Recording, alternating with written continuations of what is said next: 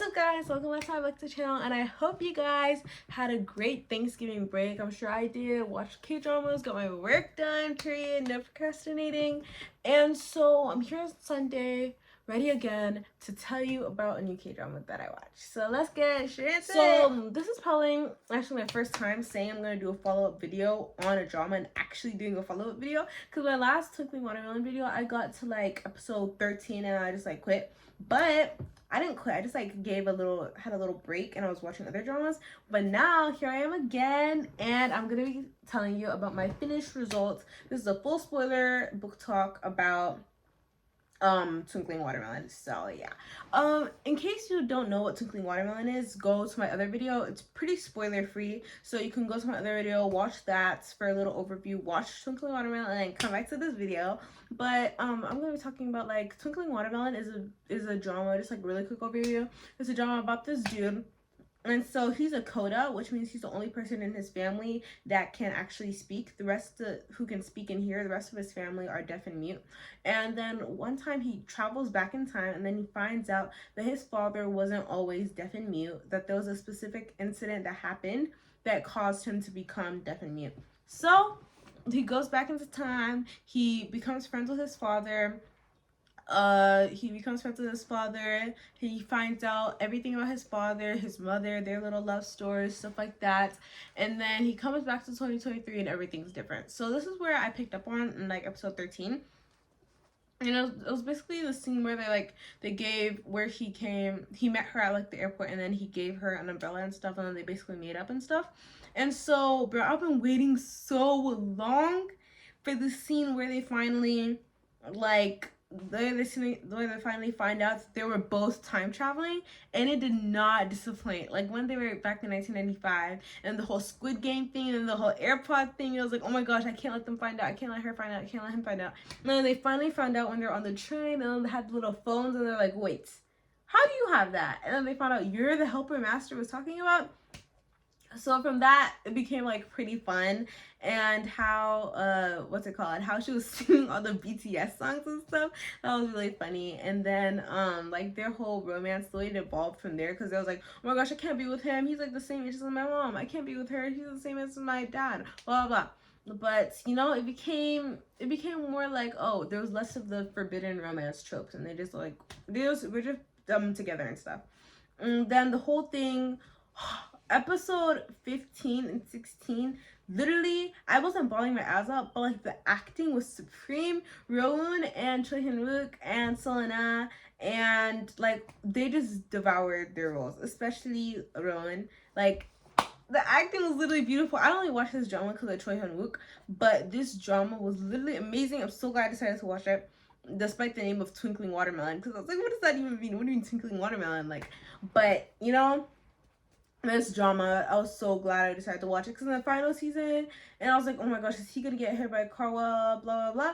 And then episode 15, and then he pushed him out the way, and then he got hit by a car, and then but everything was perfect. Like the way they had like the little flashback to what originally happened, and then it went back in time, and then it talked about him, and then him and his dad again, and they were trying to like prevent it. Him and Solena's character, I already forgot her name, but they were trying to like prevent it from happening, and they thought everything was over. And then he found out that the little Mr. Viva was actually Mr. Jonathan, and then he ran. And then when he was running to Mr. Jonathan / Mr. Viva, I saw that coming, by the way. I saw that coming. I was like, wait, I don't know, it was just the white hair. And you know, in K-dramas, nothing is a coincidence. So I just knew, like, hold up a second, that's pretty sure that's Mr. Viva.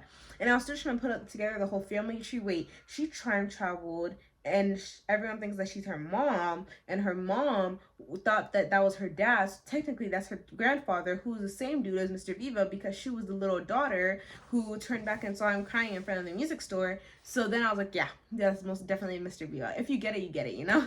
So, he was running, and then his dad was also running because they wanted Mr. Jonathan to see the video, and his friends were getting on nerves. Like, I loved them and stuff. Like, bro, he said he doesn't want anyone to see it. Don't stop pushing it. Like, that's so annoying. Like, he literally said he didn't want anyone to see it. Why would you push it? Like, and then they took it away from him, and I was like, oh my gosh, just don't go, don't go, even though I knew it was still gonna happen anyway. But he still went. He pushed him out the way, and then he got hit by the car instead. And I was really confused too. I was like, wasn't he on the sidewalk? How did he get hit by the car if he was on the sidewalk? And then everything came back together again. Nothing in K-dramas is a coincidence. They had Chunga's stepbrother, and he was mad because Rowoon's character got kicked out. Well, he didn't get kicked out, but his mom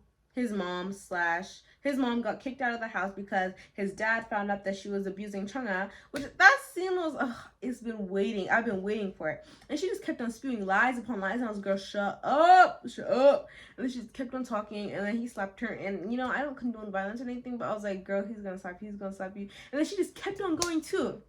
And she was like, I cannot leave. Like, girl, if you don't take the rest of your dignity that's left and get out that door. But she just wanted to keep on doing the most. So yeah. But I was so glad. And then when his dad was like learning sign language for her and stuff, and then he was like, he forgot what to say, so he was looking back through the book, and then she smiled. I was so happy. Oh my gosh. Like, I love the whole found family trope. Even though it's not a found family, but still, like, I love romance, but even relationships that aren't romance, it just always hits. Like, that was literally so cute. I'm so happy that she became happy with her family again, or with her dad again and stuff. And then there was the whole thing with, like, anyways, go back to the hitting car part. When they got hit, when he got hit with the car, and then he was like crying, and then finally he was a stepbrother. That was really well done, like I said before. But he was really annoying. His stepbrother was really annoying. But anyways, I did not expect it to be him though. But anyways, and then he was like holding him, and he was crying, and then there was Solena's character. She saw the license plate, told the police, so that's how they caught him. And then, like, it was done so beautifully. And then they had to, literally the next day or 2 days after he got hit with the car and got the surgery, they're like, okay, yeah, you need to go back to 2023. Like, that was so evil. Oh my gosh. Like, what was the point of him even time traveling back? And I'm gonna get back to that. But, like, that was so messed up. And I was like, all of this was for nothing. Are you serious? I was feeling as he was feeling too, because I was like, all of this it was for nothing. You really gave him hope that he could change his father's fate, and then you just did all this. Like, are you serious? But, you know, he eventually ended up going back to 2023. She also went back to 2023. And we find out the master was actually her grandfather, which I still don't really understand the slay. The hugging scene was really cute, and I was like, oh, that was sweet. The way he he only gave his granddaughter the $1 bills, and then he left him with money that doesn't even work, you know. So that was sweet. And then I really liked the whole, like, throughout the story, there was like the contrasting things with how Rowoon's character was always like on the phone yelling. And he was always yelling, blah, blah, Han girl. He was always yelling on the phone. And when it was Solena's character, Anu, when she was on the phone, she was always like, she was pretty much chill half of the time. She was just like talking to him.